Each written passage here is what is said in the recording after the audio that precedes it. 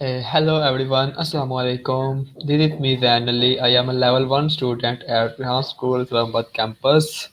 I live in Sheikhupura and Central Islamabad. I'm from Pakistan today and welcome to this special interview with someone how truthfully transforming organization and leaders around the world.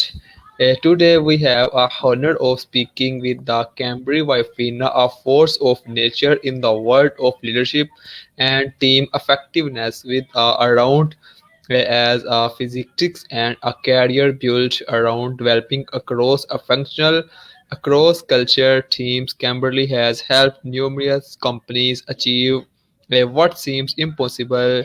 She has a uniquely ability to turn manager into a really leader and to turn group of people into a really teams through her innovative work show methodology.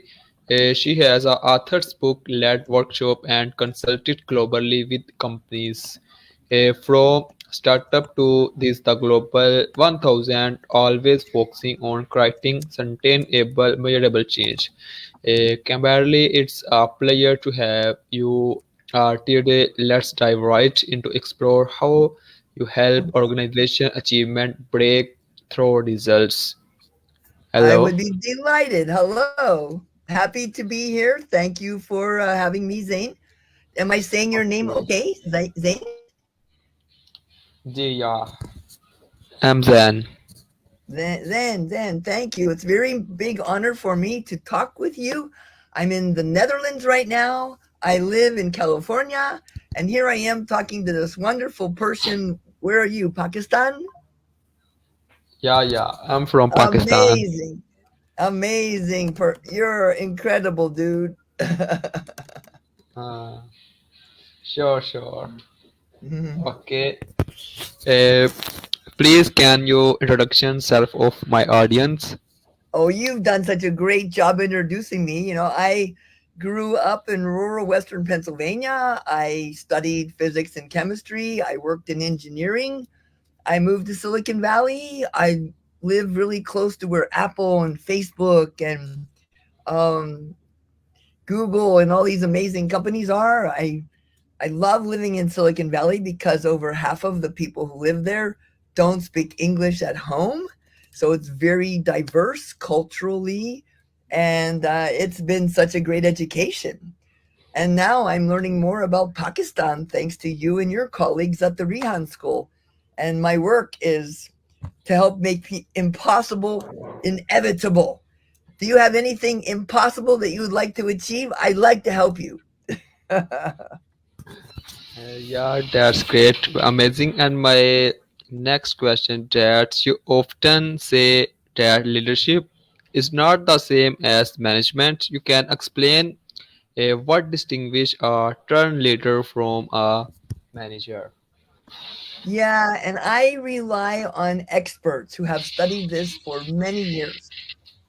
There's Yeah. some professors at Santa Clara University who have studied for 30 years what are the behaviors of the most effective leaders, the behaviors, the language, the actions, and what is the difference between leadership and management has been studied by Harvard Business Review and many other people. And I can give you a very simple way to remember: manage cows, lead people. It's Okay, kind of a okay. joke, but people don't want to be managed. Manage budget, manage schedule, manage tasks, manage projects, but lead people by inspiring them and set a clear direction of where you want to go together and inspire them to go in that direction and support them and then acknowledge, appreciate, recognize them when they help you achieve that shared team goal. Management is about stuff, things, not about humans. Okay, that's great. Very good. I'm very impressed with you. And my next question, that your workshop methodology has become famous for transforming teams. Can you tell us more about what happens in a typically workshop and how it changes behavior?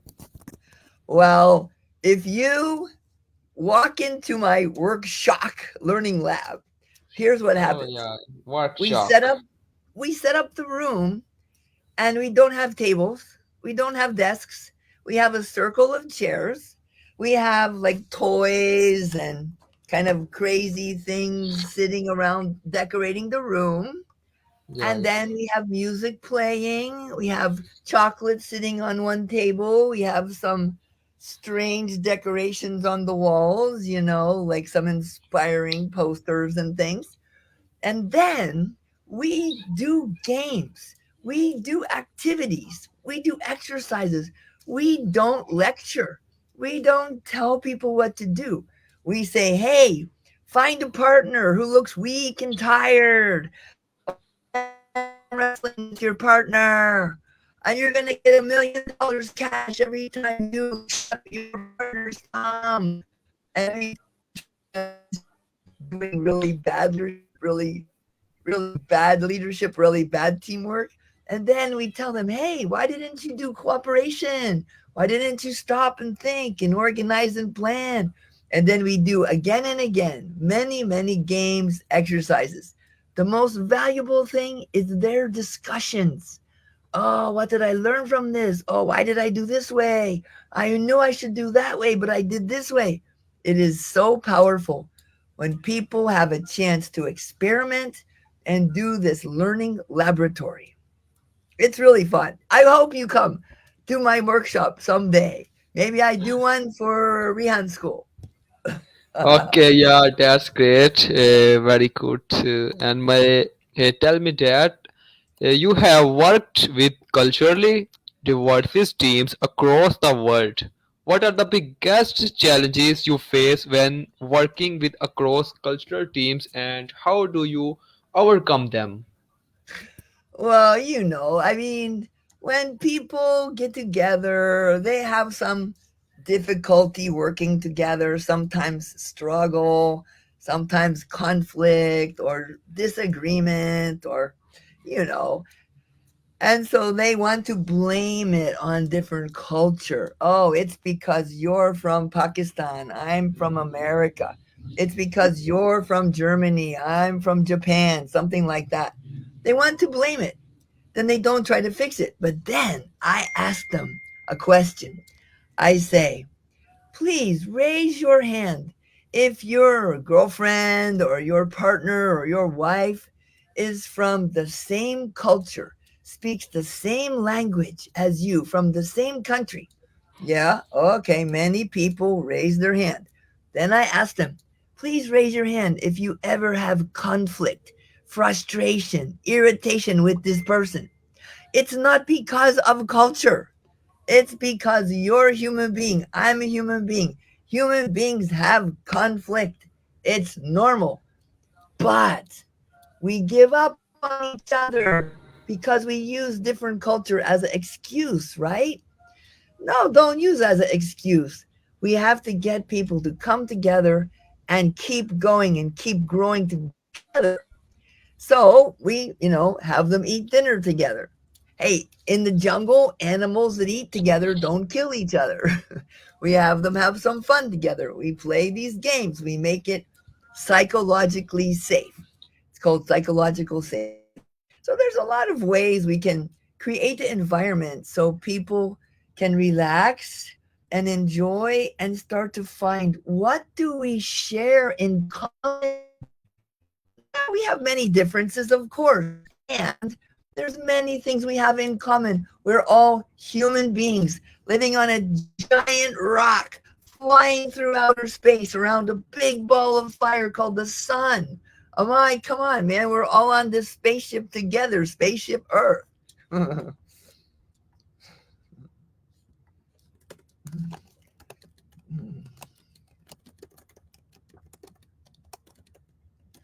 Yeah, I think maybe something's not so great about the internet. I don't know exactly what's going on, but I'm checking my internet and it's okay. So I'm going to wait for Okay. you to come back. Hello. Okay, we're Hello. back. Okay. Okay. Hello. Welcome to All right, back. don't worry. Okay. This network was with critical situation in Pakistan network problem. So next question that tell me you mentioned that correcting ugly team is essential in today we use a volatile, uncertain, complex, embellished world. How do you develop a galactic in leaders and team? How do I develop them? I can't. They develop themselves. They Yeah, have to do it themselves. I'm there to invite them. Hey, come on this journey. Let's enjoy. Let's learn. I can help you, but I cannot make them do it. If they want to do it, they have to do themselves. So, I try to find out what do they care about? What is interesting to them? What challenge would they like to be able to do that they cannot do unless they change? And then help them become the leader they want to be. But if they don't want to change, I cannot yeah, force yeah, them, that's great. Yeah.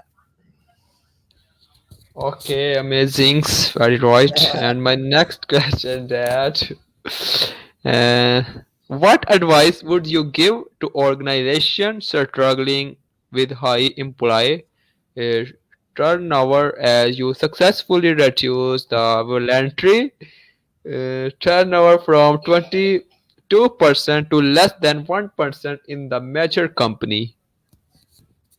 Oh, yeah. Well, that's just one example, but it has been studied very carefully by um, Gallup Research. They've been studying employee engagement, and they found the number one thing most important for keeping people engaged at work and then retaining them is the direct manager.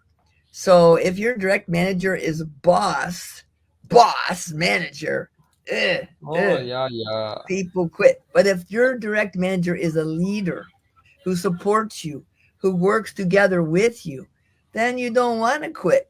Employee engagement is really simple. Help people feel they're working on a purpose beyond profit, a mission that matters.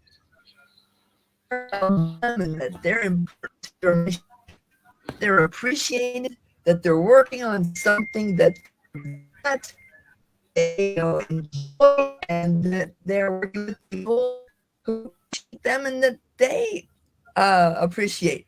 It's really not that complicated, right? If you hire a fish and then give him the job of climbing a tree, that's going to be very unhappy fish. So you find a Yeah, squirrel and you give the squirrel the job of climbing the tree. Give the fish the job of swimming. I mean, you have to yeah, engage people so they're doing what they love. yeah, yeah. I'm no, and please tell me, you're emphasizing the power of the serve global team. What specific advantage do you see in teams that across a border and boundaries? Well, I mean, there's a global market, right? There's a global supply chain.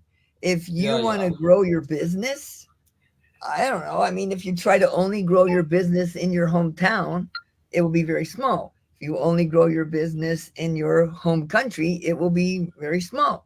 But if you grow your business globally, now you have 200 countries all over the world that people could benefit from your products and services. And also, you have a supply chain. If you only can get things from your local area, maybe you can't even produce your products. But if you have a supply chain that's global, you can find where can I get all these materials and services in a best cost effective way. So it's about global supply chain optimization, and it's about global markets where you can cross borders and boundaries of every kind. Yeah, I personally think it helps with Okay. world peace. Yeah, yeah. That's great. Uh, and my next question, Dad, tell me, can you share a story or example where you helped an organization achieve something that initially initially seems impossible. What was the memorably difficult? There's so many. Here's the problem. Right now, I'm visiting the Netherlands, right? There's windmills. The windmills in the Netherlands were built to drain the water from the land and put the water into other places so people could increase the land where they could live because it used to be underwater. One third of the Netherlands was underwater, and now they pump all the water out. Now, if you can imagine going to your neighbors and saying, hey, let's build big windmills and pump out all the water so we can live below sea level, they will tell you you're crazy. It's impossible. Well, the same thing happens in the business world. I work with so many companies. They tell me, oh, Kimberly, we can't do this. It's impossible. Oh, Kimberly, our executives will not agree. They will not support it. Well, you just have to start. Now, there's one company I work with. They had a dream of, wow, we make plastic, we make polymers, we make it out of oil. What if we could make it out of plants? What if we could make it without oil? Well, guess what? They bought a company that was doing that, and one of my graduates became the president of that company, that part of their company, and now they were making polymers without using oil. Now, there's other examples too. Sometimes they say, oh, we can't use this IT system. Our global IT people will never allow us. I mean, one company, there was no place you could put a file and the whole company see it. And they had 10,000 people doing business in over 50 countries. Well, now they have world class IT systems. Everyone can share files, share information, go on a common place and see everything on MS Teams. And it is amazing. And then one of my colleagues told me, hey, You are Kimberly, very last I was not allowed to work from home. This month, I'm required to work from home. Working from home was forbidden. It was forbidden. It wasn't allowed. But then here comes COVID, and now everybody's allowed to work from home. So, so many things seem impossible until they happen. And many things seem impossible until your competitor does it. And then you said, oh my God, I wish we would have done it first. uh, very funny, and you are right. That's great. You are very intelligent human. And my next question that how do you help teams talks in project get moving again, and what strategies do you use to reignite innovation in such situations? Oh, well, I mean, innovation, I want to talk about that. I love the approach to innovation called design thinking. There's a company called IDEO that has made design thinking famous in Silicon Valley and globally. And also, Stanford University has a D school, a design thinking school. And design thinking is like it's a recipe.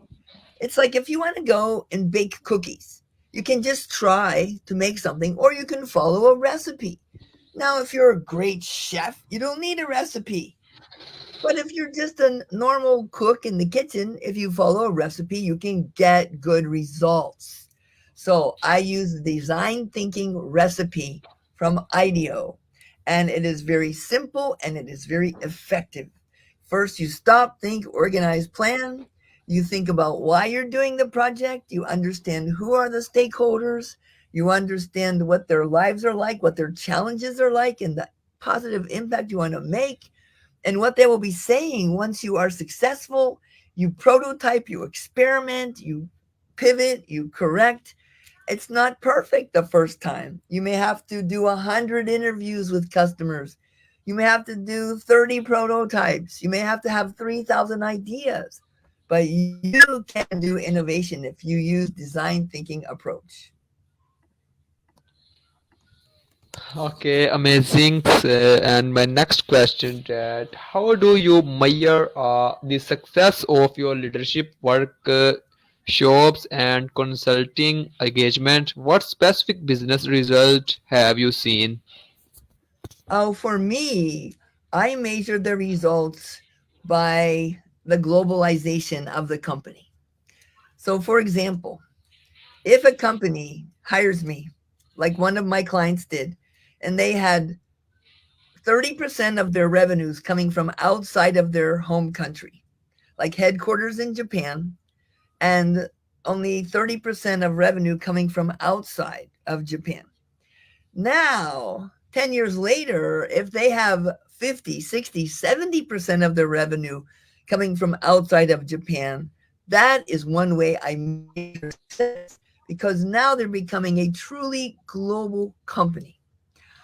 I also, of course, measure success by how much they are respected as a great place to work and by how much people want to stay with them, want to work with them. So I think there's a lot of different measures of success, but honestly, I never work with companies to get the next job. I work with Yeah. them so they can get their dream. So if they achieve their goals, then my goal is done. Yes. Yeah, that's great. You are right. And my next question, Dad, uh, you are helped companies in industries to Brahma. How do you tailor your approach to fit different sectors?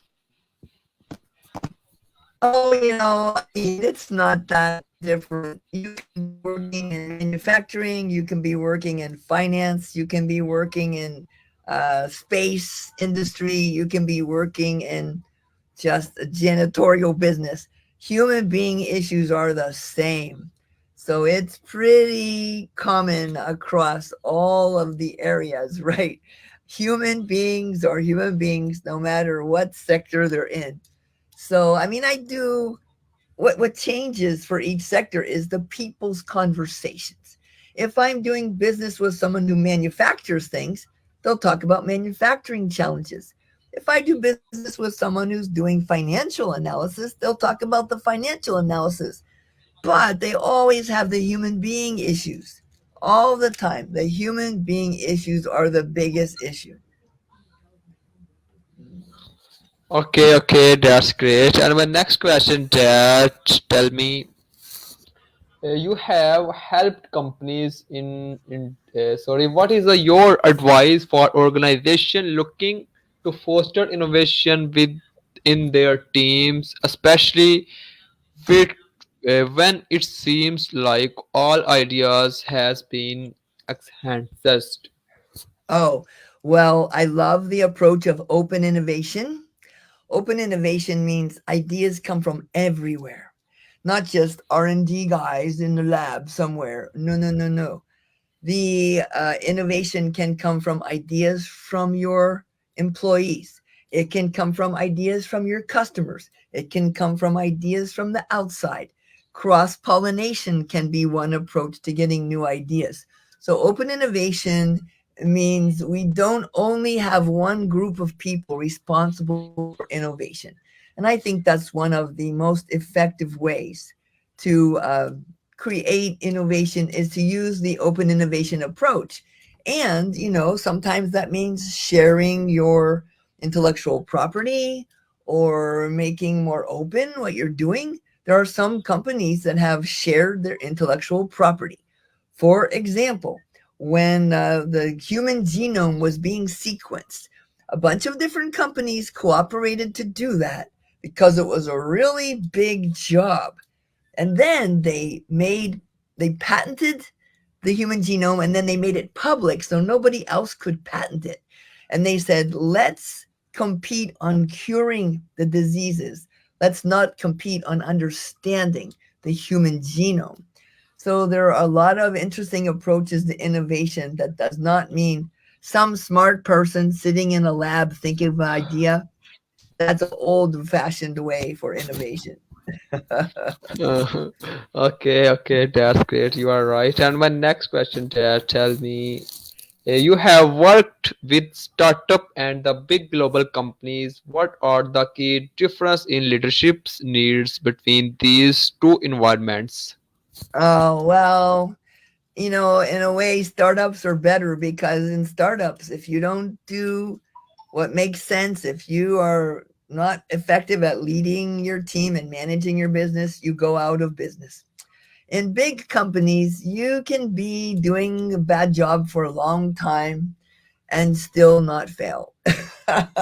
I call it going out of business as slowly as possible.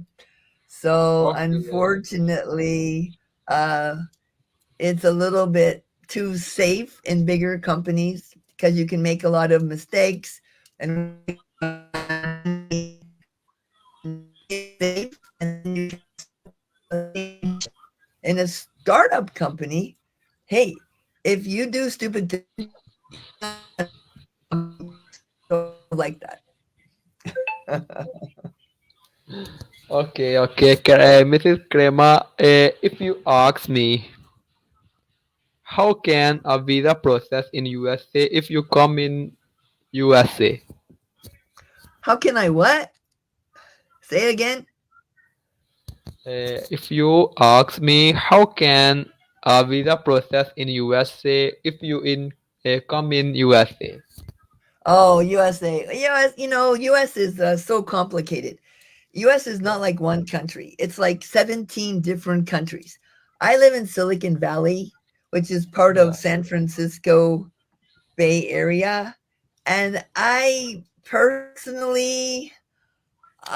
think it's so different from where I grew up, Pittsburgh, Pennsylvania, rural area.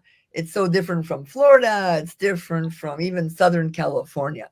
So you really have to talk about where exactly in the US, because each part of the US has a different culture, a different mindset, Okay. different way. It's really complicated. Yeah. Okay. Very clear. Tell me, where are you live in city in USA? Silicon Valley. It's between San Francisco and San Jose in the San Francisco Bay Area. Okay, that's great. So tell me, what are your three favorite idol personalities? Ideal personalities. Wow. I like my personality exciting, adventurous, risk taking. And I like people who are courageous and who are fun. Um, and also people who are smart, who are thoughtful, who are kind of breakthrough geniuses. I like to hang around with those kind of people. No, I need other people on the team, of course. We need other kinds of people who are very focused on details, who worry about risk, who, do lots of planning. But for me, it's hard because it's not my normal style. Okay. How much travel in other countries? Me? Oh my Yeah. God. I've been to lots. Yeah, lots of countries. Around 50 countries. I'm not sure. I've been to Japan 100 times. That has been Okay. fun. Nice. Okay, finally, lastly, you have spoken about your dreams for our working world, where purpose-driven organization lead the way. How can companies today start moving toward that vision, and what role do leaders play in shaping this future? It's really hard because there's going to be a huge shortage of Japan and Germany will have almost 20% shortage, the US maybe 3 or 4%. And so companies need to attract and keep wonderful people because they love working there, because they support it, because they believe in the mission and purpose, right? I I, I don't know. I'm not sure. I think that the world is getting smaller and smaller. We're all connected so close together.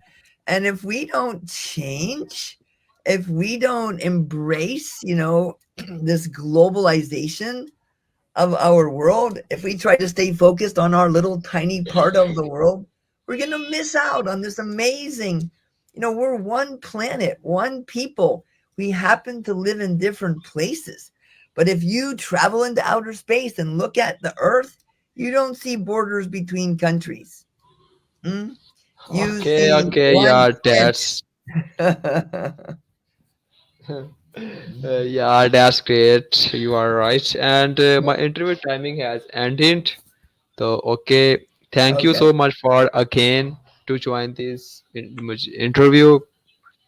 This is very insightful discussion for me and you. So okay, see you. Meet up Thank until you. next time. Meet up until next time. Inshallah. Okay. Allah Hafiz. Oh, thank you Take. so much. Much t- appreciated. Bye bye. okay. Take care.